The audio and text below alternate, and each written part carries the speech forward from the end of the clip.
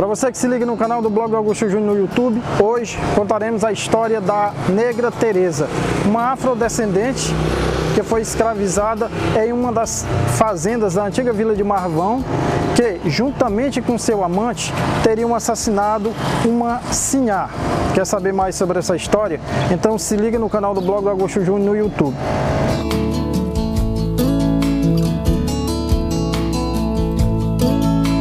E você que está assistindo os vídeos do canal do Blog do Augusto Júnior pela primeira vez, não esqueça, ative o sininho para receber as notificações, se inscreva, curta, comente e principalmente compartilhe com os amigos. O canal do Blog do Augusto Júnior no YouTube, assim como o Blog do Augusto Júnior, tem como objetivos divulgar os aspectos históricos, turísticos e geográficos de Castelo Piauí, bem como a nossa rica cultura.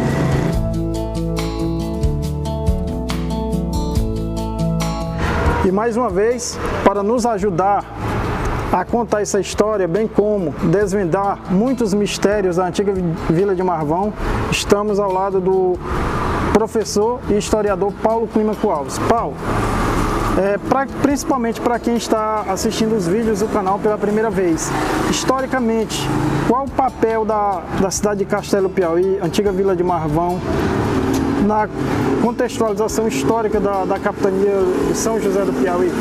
Então, Augusto, já frisamos isso relacionado à história da criação, da fundação da vila de Marvão, hoje Castelo do Piauí, e destacamos principalmente o ponto em que ela faz parte fundamentalmente da criação das primeiras vilas da província do Piauí. Então, os primeiros territórios construído e formado, fundado e povoado na província de São José do Piauí, temos a nossa cidade de Castelo, na época como um povoado, depois a vila de Marvão, como sendo um território constituído nessa freguesia, propriamente dito, com relação ao período colonial, o período do povoamento e da constituição dessa territorialidade. Só para lembrar, a cidade de Castelo Piauí, antiga vila de Marvão, passou por todos os períodos da história do Brasil, colonial, imperial e republicano. Exatamente, e aí eu citei a questão da freguesia porque entra também o papel religioso.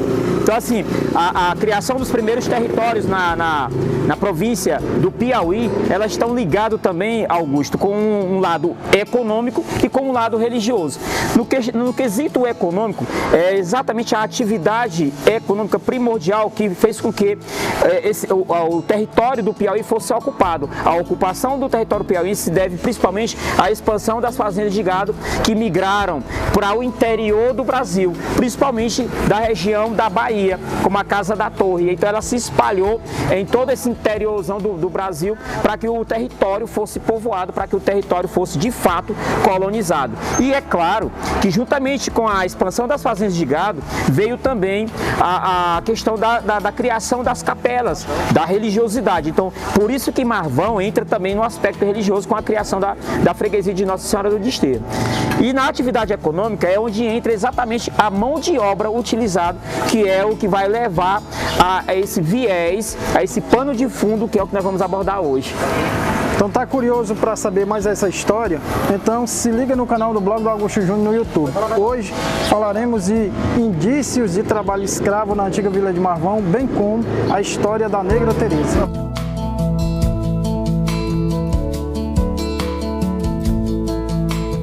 E aí, Paulo? Há indícios de trabalho escravo na antiga vila de Marvão e como esses grupos teriam chegado até aqui? Sim, Augusto. Temos como provar e esses grupos eles chegaram até a nossa vila de Marvão por um processo que precisamos conhecer e detalhar com mais cuidado, com mais critério. Por exemplo, justamente quando os primeiros grupos de africanos foram capturados, traficados e transformados em escravos aqui no Brasil no período colonial. Temos aí um corte que podemos dizer assim, século XVI, a primeira leva de escravizados, povos negros escravizados aqui no Brasil. Século XVII, mais um outro grupo foi trazido, traficado, não é, por traficantes portugueses, juntamente com africanos, que já era uma prática existente, e no século XVIII, Augusto. Então, assim, foi a partir daí, desses grupos que adentraram o território brasileiro através do tráfico de escravo, que com a proibição da lei, do fim do tráfico, a lei Eusébio de Queiroz, de 1850, o que aconteceu com a proibição do tráfico de escravo? Aumentou, Augusto, o tráfico intraprovincial, ou seja, as províncias do Brasil. Então foi a partir desse tráfico intraprovincial que o Piauí começou a receber uma grande leva de escravizados, inclusive alguns afrodescendentes já. O que acontece? Como é que eles chegaram à província do Piauí? Vamos lembrar que a Bahia recebeu um grande grupo de africanos escravizados. A gente pode entender o seguinte: de onde é que eles vieram? De onde eles foram trazidos, melhor dizendo? Foram trazidos da costa atlântica africana. Geralmente, o primeiro grupo da região da Guiné, a gente pode dizer assim, a outra parte do continente africano, que foi trazido muitos negros escravizados, foi justamente Angola, região de Angola e o Reino do Congo. Há outro grupo muito forte também da região africana, trazido como escravizados, que eu posso dizer, Costa da Mina, Augusto. Então essas foram as regiões que mais foram tiradas pessoas para serem escravizadas. Inclusive houve uma crise populacional nessas regiões. Podemos dizer aí que Guiné-Bissau, Moçambique, né, foram as regiões e os grupos... Países que falam a língua portuguesa. Países que, Augusto, que falam a língua portuguesa, porque foram colônias de Portugal. Cabo Verde, Guiné-Bissau. Cabo Verde, Guiné-Bissau, ele de São Tomé e Príncipe, exatamente Angola, Moçambique. Né, esses países só se tornaram independentes já o quê? 1970. Em 1970 foi que eles se tornaram independentes. E para Vila de Marvão, como esses grupos... Aí sim, só lembrando, foi a partir desses grupos da Bahia, porque a atividade econômica que estava relacionada com o trabalho escravo no Brasil, inicialmente, foi o ciclo da cana-de-açúcar.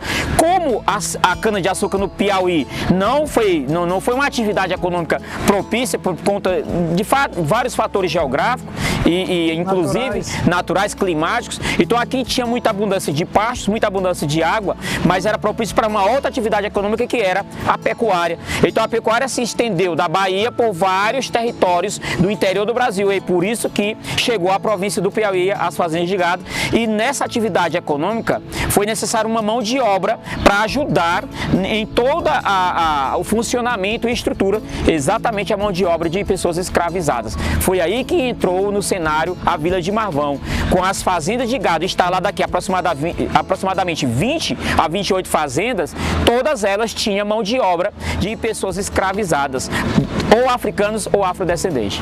A Vila de Marvão, que no último dia 13 de setembro completou 260 anos, servia de corredor migratório para então capitania do Ceará. Exatamente.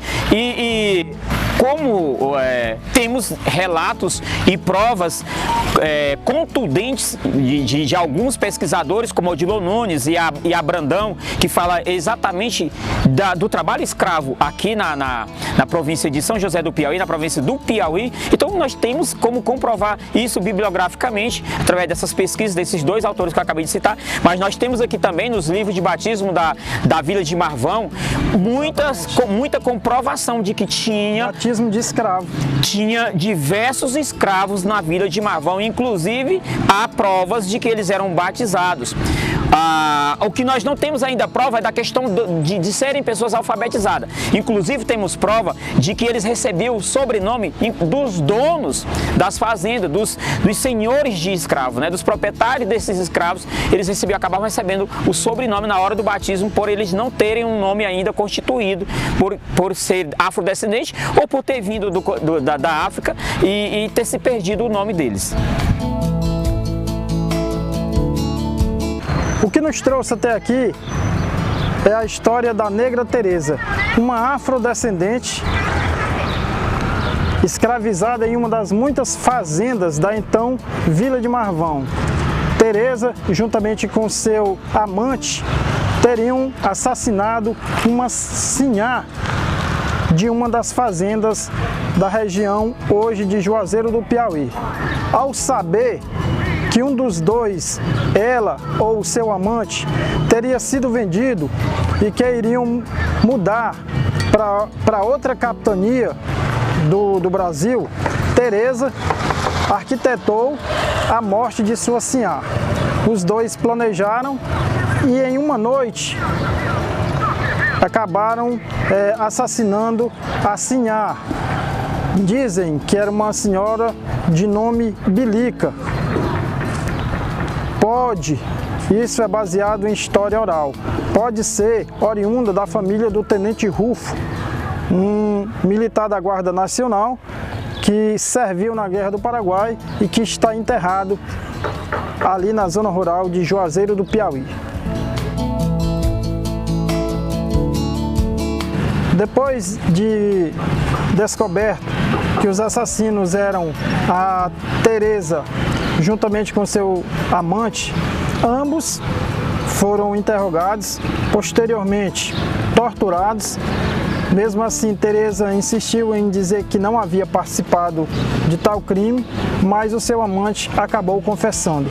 Paulo, os dois foram presos, trazidos para a então Vila de Marvão, chegando aqui foram julgados. Dizem até que Teresa estava grávida. Quando acontecia esse tipo de crime e que era descoberto, que castigo eles recebiam? O que exatamente acontecia na sede da vila? Então, Augusto, conforme as leis da época, havia a prerrogativa do chamado castigo exemplar, que era uma forma de castigar qualquer um que se levantasse contra a coroa portuguesa. E no caso aqui, a representação da coroa portuguesa estava tanto nos aspectos eclesiásticos como nos aspectos jurídicos.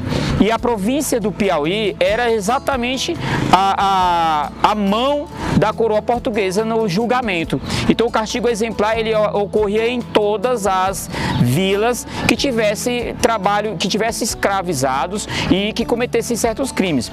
Era uma forma de resistência, a gente tem que frisar isso. Era condenados ao enforcamento?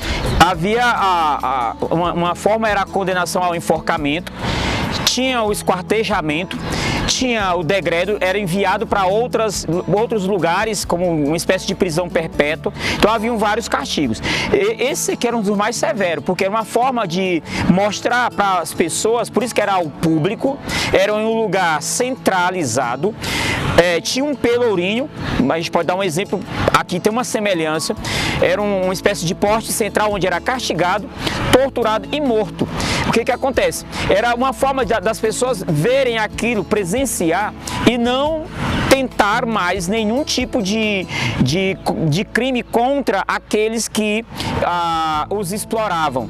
Então a Teresa, ela passou por muito maus tratos juntamente com o seu amante, seu namorado, ou o pai do filho, né, que ela viria a esperar.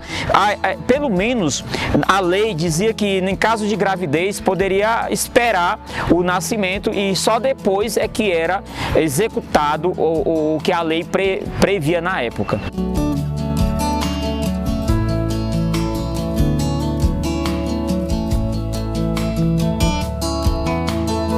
Paulo, há indícios que a Teresa teria sido enterrada aqui e possivelmente se na antiga Vila de Marvão, ou se falava que teria sido a primeira pessoa a ser enterrada aqui.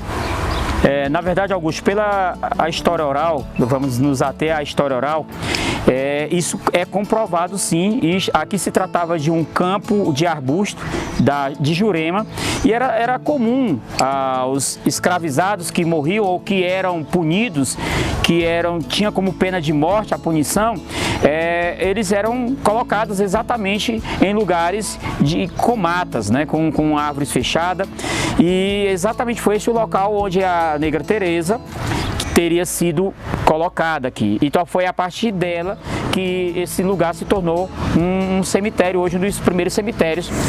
Falam ainda que o amante dela teria sido levado para Oeiras. Exatamente, e os dois sofreram as punições, ela teve a pena de morte, ela foi trazida para cá e ele foi tangido a pé até a vila de Oeiras, onde lá ele passaria pelos castigos, dependendo de qual seria dado a punição a ele. No caso, trabalhos forçados eram uma das formas de castigo, inclusive trabalhos forçados até a morte, né? Essa era uma das formas aplicado a quem se metia contra aqueles que tinham o poder na época, mesmo que fosse uma forma de resistência, Augusto.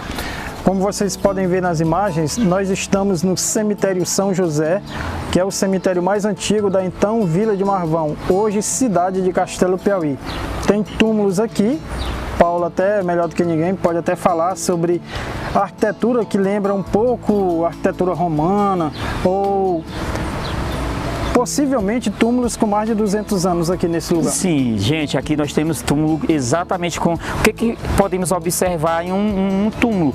A questão da iconografia e também a simbologia que é colocado como para que as pessoas possam identificar quem era enterrado. Há túmulos aqui no estilo românico, há túmulos em estilo medieval. Isso prova que não tinha muita técnica para ser aplicado no detalhe dos túmulos. Eram túmulos bem antigos e eu posso garantir, Augusto, que aqui nós temos túmulo do século XIX e talvez bem antes do século XIX, ainda túmulos do século XVIII. E para você que se liga no canal do Blog do Augusto Júnior no YouTube, hoje contamos a história da Negra Teresa. Como já falamos, uma afrodescendente escravizada em uma das fazendas da então Vila de Marvão, atual cidade de Castelo Piauí, que juntamente com seu amante teria assassinado uma sinhá, a dona da fazenda. Como castigo, os dois foram mortos e o possível lugar do enterramento da Negra Teresa pode ter sido aqui, onde hoje é o cemitério São José.